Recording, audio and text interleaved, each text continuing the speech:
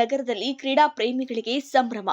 ಭೂಮಿ ಕ್ರೀಡಾ ಸಂಸ್ಥೆಯ ವತಿಯಿಂದ ಹೊನಲು ಬೆಳಕಿನ ಕಬಡ್ಡಿ ಪಂದ್ಯಾವಳಿ ಯಶಸ್ವಿಯಾಗಿ ಉದ್ಘಾಟನೆ ಆಯಿತು.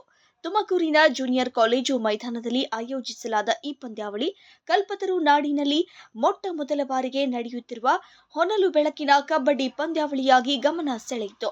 ರಾತ್ರಿ ಹೊತ್ತಿನಲ್ಲಿ ನಡೆದ ಪಂದ್ಯಾವಳಿಯನ್ನ ನೋಡಲು ಕ್ರೀಡಾಭಿಮಾನಿಗಳು ಹೆಚ್ಚಿನ ಸಂಖ್ಯೆಯಲ್ಲಿ ಸೇರಿ ಮೈದಾನದಲ್ಲಿ ಕಬಡ್ಡಿ ಹಬ್ಬದ ವಾತಾವರಣ ನಿರ್ಮಾಣವಾಯಿತು.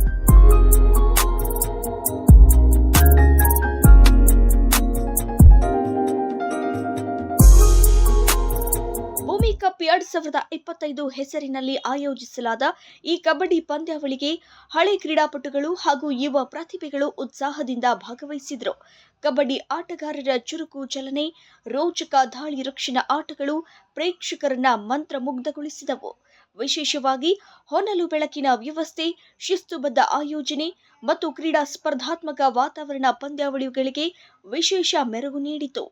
ಪಂದ್ಯಾವಳಿಗೆ ಚಾಲನೆ ನೀಡುವ ಸಂದರ್ಭದಲ್ಲಿ ಅಂಕಣಕ್ಕೆ ಪೂಜೆ ಸಲ್ಲಿಸಿ ಭೂಮಿ ಕ್ರೀಡಾ ಸಂಸ್ಥೆಯ ಪದಾಧಿಕಾರಿಗಳು ಕಬಡ್ಡಿ ಪಂದ್ಯಾವಳಿಯನ್ನ ಅಧಿಕೃತವಾಗಿ ಉದ್ಘಾಟಿಸಿದರು. ಈ ಸಂದರ್ಭದಲ್ಲಿ ಮಾತನಾಡಿದ ಆಯೋಜಕರು, ಗ್ರಾಮೀಣ ಹಾಗೂ ನಗರ ಯುವಕರಲ್ಲಿ ಕ್ರೀಡಾಸಕ್ತಿಯನ್ನ ಬೆಳೆಸುವುದು ಮತ್ತು ಕಬಡ್ಡಿ ಎಂಬ ಪರಂಪರಾತ್ಮಕ ಕ್ರೀಡೆಯನ್ನ ಮತ್ತಷ್ಟು ಉತ್ತೇಜಿಸುವುದೇ ಈ ಪಂದ್ಯಾವಳಿಯ ಮುಖ್ಯ ಉದ್ದೇಶ ಎಂದು ಹೇಳಿದರು. ಈ ಕಬಡ್ಡಿ ಪಂದ್ಯಾವಳಿಗೆ ಕರ್ನಾಟಕ ರಾಜ್ಯ ಅಮೆಚೂರ್ ಕಬಡ್ಡಿ ಅಸೋಸಿಯೇಷನ್ ಹಾಗೂ ತುಮಕೂರು ಜಿಲ್ಲಾ ಅಮೆಚೂರ್ ಕಬಡ್ಡಿ ಅಸೋಸಿಯೇಷನ್ ಸಂಪೂರ್ಣ ಬೆಂಬಲ ನೀಡಿತು. ತಾಂತ್ರಿಕ ಸಹಕಾರ ಹಾಗೂ ಮಾರ್ಗದರ್ಶನ ಒದಗಿಸಿತು. ಭೂಮಿ ಕ್ರೀಡಾ ಸಂಸ್ಥೆಯ ಈ ಪ್ರಯತ್ನವನ್ನ ಕ್ರೀಡಾಭಿಮಾನಿಗಳು ಹಾಗೂ ಕ್ರೀಡಾ ವಲಯದ ಗಣ್ಯರು ಶ್ಲಾಘಿಸಿ ಮುಂದಿನ ದಿನಗಳಲ್ಲಿ ಇನ್ನೂ ಹೆಚ್ಚಿನ ಮಟ್ಟದ ಕ್ರೀಡಾಕೂಟಗಳನ್ನು ಆಯೋಜಿಸಬೇಕೆಂದು ಆಶಯ ವ್ಯಕ್ತಪಡಿಸಿದರು. ಭೂಮಿ ಕ್ರೀಡಾ ಸಂಸ್ಥೆಯ ವತಿಯಿಂದ ಅದ್ದೂರಿಯ ಹೊನಲು ಬೆಳಕಿನ ಕಬಡ್ಡಿ ಪಂದ್ಯಾವಳಿಯನ್ನು ಆಯೋಜಿಸಿದ್ದಾರೆ. ಈ ಆಯೋಜನೆ ಮಾಡ್ತಕ್ಕಂಥ ಬಹಳಷ್ಟು ಜನ ಇದ್ದಾರೆ. ಇಲ್ಲಿ ಅಧ್ಯಕ್ಷರು ಮತ್ತು ಪದಾಧಿಕಾರಿಗಳು. ಹಾಗೆಯೇ ಈ ಒಂದು ಟೂರ್ನಿ ಯಶಸ್ವಿ ಆಗಲಿ ಮೊದಲನೇದು ಹೇಳ್ತೀನಿ.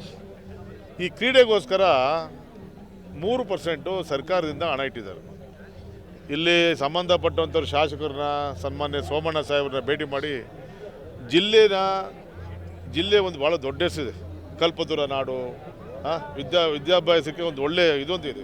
ಅದರಿಂದ ಕ್ರೀಡೆಯಲ್ಲೂ ಇದನ್ನು ಉಪಯೋಗಿಸಬೇಕು, ಸದುಪಯೋಗ ಪಡಿಸ್ಕೊಬೇಕು. ನಾನು ಕ್ರೀಡಾಪಟುಗಳು ಮಾತಾಡ್ತೀನಿ. ನಮ್ಮ ಭಾಳ ಒಳ್ಳೆಯರಿದ್ದಾರೆ, ರಾಜಕಾರಣಿಗಳಿದ್ದಾರೆ ಇಲ್ಲಿ, ಜ್ಯೋತಿ ಗಣೇಶ್ ಅವರು ಮತ್ತು ನಮ್ಮ ಸೋಮಣ್ಣವರು.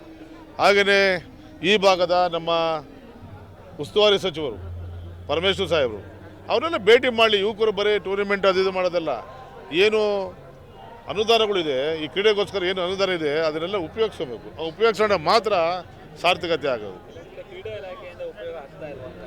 ಅಲ್ಲ ಆಗುತ್ತೆ, ನಾವು ಹೋಗಿ ಅಪ್ರೋಚ್ ಮಾಡಬೇಕು. ನಾವು ಅಪ್ರೋಚ್ ಮಾಡಲಿಲ್ಲ ಅಂದರೆ ಅದು ಉಪಯೋಗ ಆಗಲ್ಲ, ಕೊಡಲ್ಲ, ಅವ್ರು ಯಾರು ಕೊಡಲ್ಲ, ಇರಲಿ ಬಿಡಿ ಅಂತಾರೆ. ಇವತ್ತು ನಮ್ಮ ಸಾಹೇಬರು, ನಮ್ಮ ದೀಪು ಅವರು, ರಮೇಶ್ ಅವರು, ನಮ್ಮ ರವೀಣ್ ಅವರು, ನಮ್ಮ ಇಕ್ಬಾಲ್ ಅವರು, ಇವರೆಲ್ಲ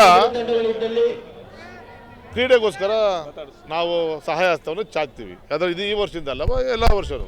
ಹಾಗೆಯೇ ನಾನು ಹೇಳ್ತಾ ಇರೋದು, ಸರ್ಕಾರದ ಅನುದಾನಗಳನ್ನ ಸದುಪಯೋಗ ಪಡಿಸ್ಕೊಳ್ಳೋದು ನಾನು ಎಲ್ಲರೂ ಮನವಿ ಮಾಡ್ತೇನೆ. ಭೂಮಿ ಕ್ರೀಡಾ ಸಂಸ್ಥೆ ವತಿಯಿಂದ ಹೊನಲು ಬೆಳಕಿನ ಏನು ಕಬಡ್ಡಿ ಪಂದ್ಯಾವಳಿ ನಡೀತಾ ಇದೆ, ಇದು ನಿಜವಾಗ್ಲೂ ಕೂಡ ಈಗಿನ ಅವಶ್ಯಕತೆ ನಾನಾದರೂ ಕೂಡ ಭಾವಿಸ್ತೇನೆ. ಕಾರಣ ಏನಂದರೆ, ಯುವಕರೆಲ್ಲರೂ ಕೂಡ ನಶೆಗೆ ಒಳಗಾಗಿ ಬೇರೆ ಬೇರೆ ಚಟುವಟಿಕೆಗಳಿಗೆ ಒಳಗಾಗಿ ತಮ್ಮ ದೇಹದಾಢ್ಯವನ್ನು ಕಳ್ಕೊಳ್ತಾ ಇದ್ದಾರೆ. ಒಂದು ಸದೃಢ ಭಾರತವನ್ನು ಕಟ್ಟಲು ಎಲ್ಲ ನಾಗರಿಕರು ಕೂಡ ಆರೋಗ್ಯವಂತರಾಗಿರಬೇಕು. ಆ ನಿಟ್ಟಿನಲ್ಲಿ ಎಲ್ಲ ನಾಗರಿಕರು ಕೂಡ ಏನು ನಮ್ಮ ಹಿರಿಯ ಆಟಗಾರರಂತ ರವಿ ಅವರು ಹೇಳ್ತಿದ್ರು, ರವಿ ಅಣ್ಣ ಅವರು, ಈ ಹಿಂದೆ 30 ಟೀಮ್ಗಳಿದ್ವು ಅಂತ, ತಂಡಗಳಿದ್ವಲ್ಲ, ಈಗೆಲ್ಲ ತುಂಬ ವಿರಳವಾಗಿದೆ. ಆದ್ದರಿಂದ ಕ್ರೀಡೆಗೆಲ್ಲ ನಾವೆಲ್ಲರೂ ಕೂಡ ಉತ್ತೇಜನ ನೀಡಬೇಕು, ಪ್ರೋತ್ಸಾಹಿಸಬೇಕು. ಕ್ರೀಡಾ ಚಟುವಟಿಕೆಯಲ್ಲಿ ಯುವಕರು ಭಾಗವಹಿಸಿದ್ರೆ ಒಂದು ಸದೃಢ ದೇಶ ಕಟ್ಬೋದು ಅಂತ ನಾನು ಕೂಡ ಹೇಳ್ತೇನೆ. ಬಾರಿಗೆ ಈ ಒಂದು ಭೂಮಿ ಸಂಸ್ಥೆ ಅಧ್ಯಕ್ಷರಾದ ಇಸ್ಮಾಯಿಲ್ ಅವರು, ನಟರಾಜ್ ಅವರು, ನವೀನ್ ಮತ್ತು ರಮೇಶ್ ಇವರೆಲ್ಲರಿಗೂ ಕೂಡ ಮತ್ತು ಅವರ ತಂಡಕ್ಕೆ ಹೃತ್ಪೂರ್ವಕವಾಗಿ ವೇದಿಕೆ ಪರವಾಗಿ ಅವರಿಗೆ ಅಭಿನಂದನೆಗಳನ್ನು ಸಲ್ಲಿಸ್ತಾ ಇದೆ. ಬಂಧುಗಳೇ, ಇವತ್ತು ಕ್ರೀಡೆ ಅನ್ನುವಂಥದ್ದು ಸತ್ತೋಗ್ತಾ ಇದೆ. ನೀವೆಲ್ಲಿ ಯಾವ ಕಾಲೇಜ್ ಹತ್ರ ಹೋದ್ರೂ ಗಾಂಜಾ ವಾಸನೆ ಜಾಸ್ತಿ ಆಗ್ತಾ ಇದೆ. ಮತ್ತೆ ಕೆಲವು ಸಂದರ್ಭಗಳಲ್ಲಿ ಎಲ್ಲ ಮಕ್ಕಳು ಕೂಡ ಮೊಬೈಲ್ನ ಕೊಟ್ಬಿಟ್ಟಿದ್ದಾರೆ. SLC ಆಗಿದ ತಕ್ಷಣ ಮೊಬೈಲ್ ಕೊಡ್ತಾರೆ. ಮೊಬೈಲ್ನಿಂದ ಒಂದಷ್ಟು ಜನ ಹಾಳಾಗಿ ಹೋಗ್ತಾ ಇದ್ದಾರೆ. ಕ್ರೀಡೆ ಅನ್ನೋದು ಸತ್ತೋಗ್ತಾ ಇದೆ. ಇಂಥ ಒಂದು ಪರಿಸ್ಥಿತಿನಲ್ಲಿ ಯಾವುದೇ ರೀತಿಯಾದಂಥ ಸರ್ಕಾರದಾಗ್ಲಿ ಮತ್ತು ಬೇರೆ ರೀತಿಯಾದಂಥ ಒಂದು ಎಲ್ಲೂ ಕೂಡ ಒಂದು ಸಹಕಾರ ಇಲ್ಲದೆ ಇಂಥ ಒಂದು ಕ್ರೀಡಾಕೂಟ ಮಾಡ್ತಾ ಇದ್ದಾರೆ. ಅದು ಬಹಳ ದೊಡ್ಡ ವಿಚಾರ. ನಮ್ಮ ಕೃಷ್ಣಮೂರ್ತಿ ಸಾಹೇಬ್ರಂತವರು 1000 ಆಗಬೇಕು. ಯಾಕೆಂದ್ರೆ ಈ ವೇದಿಕೆಯಲ್ಲಿ ಇರ್ತಕ್ಕಂಥ ದೀಪಕ್ಕಿಂದ ಹಿಡಿದು ಇವರೆಲ್ಲರೂ ಕೂಡ ಸಾಕಷ್ಟು ಸಹಕಾರವನ್ನು ಕೊಟ್ಟು ಕ್ರೀಡೆಯನ್ನು ಬೆಳೆಸುವಂತ ಒಂದು ಕೆಲಸವನ್ನು ಮಾಡ್ತಾ ಇದ್ದಾರೆ. ಹಾಗಾಗಿ ಕ್ರೀಡೆ ಬೆಳಿಬೇಕು. ಇಂಥ ಒಂದು ಈಗ ಒಂದು ವಿದ್ಯಾರ್ಥಿಗಳು ಕ್ರೀಡೆಗೋಸ್ಕರ ಮುಂದೆ ಬರುವಂತ ಒಂದು ಪರಿಸ್ಥಿತಿ ನಿರ್ಮಾಣ ಆಗಿದೆ. ನಡೆಯತಕ್ಕಂತ ಕ್ರೀಡಾ ಚಟುವಟಿಕೆಗಳಿಗೆ ಅವರ ಪ್ರೋತ್ಸಾಹ ಇರುತ್ತೆ. ಯಾಕಂದ್ರೆ ಕರಾವಳಿ ಭಾಗದಲ್ಲಿ ಕ್ರಿಕೆಟ್ ಟೂರ್ನಿಮೆಂಟ್ ಆಗುತ್ತೆ ಅಂದ್ರೆ ಅವರು ಅಲ್ಲಿ ಪ್ರಾಜೆಕ್ಟ್ವನ್ನ ಕೊಟ್ಟಿದ್ದಾರೆ ಅಂದ್ರೆ ಅಲ್ಲಿನ ಯುವಕರಿಗೆ ಎಷ್ಟು ಕ್ರೀಡೆಗೆ ಬೆಂಬಲ ಕೊಡ್ತಾರೆ. ಅಣ್ಣ, ಭಗವಂತ ನಿಮಗೂ ಹಾಕೊಂಡು ಇನ್ನ ಹೆಚ್ಚಿನ ಆಶೀರ್ವಾದ ಕೊಡ್ಲಿ, ಆ ಶಕ್ತಿ ಕೊಡ್ಲಿ. ಖಂಡಿತವಾಗ್ಲೂ ತುಮಕೂರು ಜಿಲ್ಲೆಯಲ್ಲಿ ನಿಮ್ಗೆ ರಾಜಕಾರಣದ ಜಯ ಸಿಗುತ್ತೆ ಅಂತ ಈ ಸಂದರ್ಭದಲ್ಲಿ ಹೇಳ್ತಾ, ಏನು ನೀನು ಮುಂದೆ ಕೊಡ್ಗೆರೆ ನಿಲ್ಸ ಇನ್ನೊಂದ್ ಕಡೆ ನಿಲ್ಸ ನಮ್ಗೆ ಗೊತ್ತಿಲ್ಲ, ನೀನು ಈ ಭಾಗದಲ್ಲೇ ಶಾಸಕರಾಗೋದು ಅಂತ ನಾನು ಈ ವೇದಿಕೆ ಮುಖಾಂತರ ನಿನಗೆ ಹೇಳಕ್ ಇಷ್ಟಪಡ್ತೀನಿ ಅಣ್ಣ. ತಾಯಿ ಚಾಮುಂಡೇಶ್ವರಿ ನಿನಗೆ ಆಶೀರ್ವಾದ ಮಾಡಲಿ. ಯಾಕಂದ್ರೆ ತುಂಬಾ ಜನ ಯಾರೇ ಹೋದ್ರು ಬೆಂಗಳೂರಲ್ಲಿ ಯಾವ ಮೂಲೆಯಲ್ಲಿ ಆಟಗಳು ನಡೆದ್ರು ಅವ್ರದ್ದೊಂದು ಬಹುಮಾನದ ಪ್ರಾಜೆಕ್ಟ್ ಆಗುತ್ತೆ. ಇಲ್ಲ ಮೊದಲೇ ಬಹುಮಾನ ಕೊಟ್ಟಿರ್ತಾರೆ, ಇಲ್ಲ ಎರಡನೇ ಬಹುಮಾನ ಕೊಟ್ಟಿರ್ತಾರೆ. ಆ ರೀತಿಯಾದಂತ ಮನಸ್ಸು ಎಲ್ಲ